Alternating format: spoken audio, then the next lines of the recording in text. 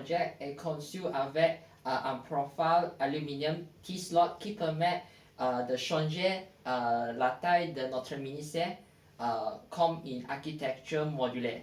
C'est-à-dire on peut concevoir une serre un peu vraiment plus grande ou vraiment petite en fonction de la taille de T-slot. Voilà. Et l'ensemble des composants électroniques sont gérés par une carte Arduino Uno équipée d'un shield capteur installé dans ce petit boîtier pour éviter tout dommage lié à l'humidité ou à la température.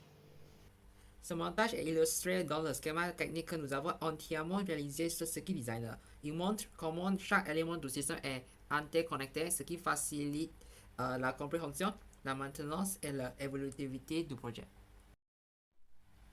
Voici comment fonctionne notre programme en général. Le fonctionnement repose sur l'analyse des données issues de plusieurs capteurs. Tout d'abord, on a un capteur de lumière LDR qui détermine si la température naturelle est suffisante. On a ensuite un capteur de température-humidité DHT11 qui contrôle si le climat ambiant correspond aux paramètres appliqués. Puis un capteur de pluie qui permet de protéger la serre en cas de mauvais temps. L'intelligence de notre serre repose à la fois sur ses fonctions d'automatisation mais aussi sur la personnalisation et le contrôle à distance. De ce fait, au démarrage, on peut voir une calibration automatique des paramètres de la serre. En réponse, plusieurs actionneurs s'activent automatiquement.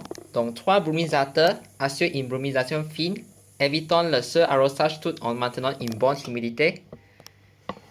Après ici, on a une bonne LED optical, s'allume lorsque la lumière naturelle est insuffisante.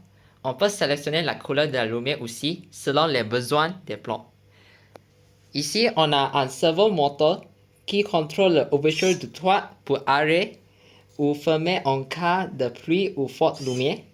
Et enfin, un ventilateur pour assurer une bonne ventilation quand la température ou l'humidité montent.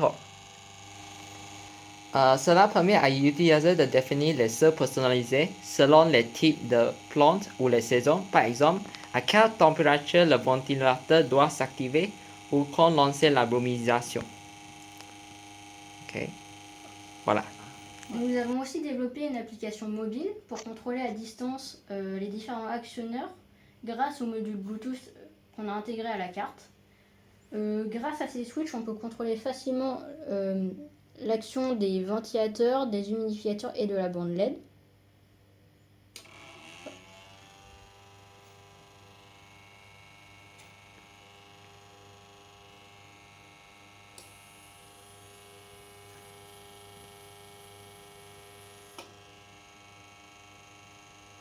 Mais aussi l'orientation du toit. Hop. On peut soit le fermer ou l'ouvrir à notre souhait, ainsi que changer les différents seuils de température, d'humidité et de luminosité facilement. En conclusion, notre serre intelligent Most Common Arduino peut être utilisé pour créer un système climatique personnalisable et aussi connecté et modulaire. Donc ce projet nous a permis de continuer les compétences avec l'électronique, programmation embarquée et aussi la structure T-slot aluminium.